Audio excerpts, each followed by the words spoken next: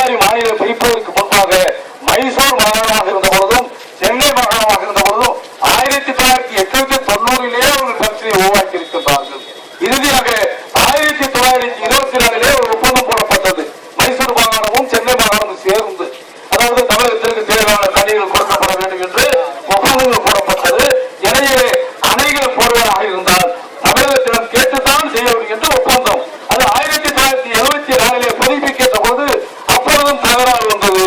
ஆனால் ஆண்டு கொண்டிருந்த அண்ணன் கலைஞர் அரசு கோட்டை விட்டு விட்டார்கள். ஆனால் தஞ்சை மாவட்டத்துடைய விவசாய சங்கம் உச்சநீதிமன்றத்திற்கு சென்று முறையிட்ட போது இவர்களும் தங்களுடைய உறுப்பினராக சேர்த்துக் கொண்டார்கள்.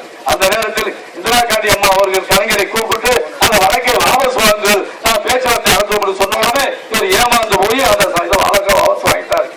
ஆனால் அந்த தொடர்ச்சி, அந்த பாதிப்பு இன்று வரை தொடர்ந்து கொண்டே இருக்கிறது. அருமை சகோதரர்களே, இந்த நேரத்தில் நம்முடைய தலைவர் அந்த நாகை மாவட்டம் ஒன்றுபட்ட தஞ்சையிலே நடந்த அந்த 16ஆம் தேதி நிகழ்வில் நம்முடைய தலைவர் மனித மக்கள் கட்சி சார்பாக ஒரு நிகழ்வை சொன்னார்கள். இந்த அரசு காவிரி நீர் பிரச்சனை ஆர்ப்பாட்டத்திலே இந்த நதிநீர் நமக்கு கொடுக்கக்கூடிய அரசு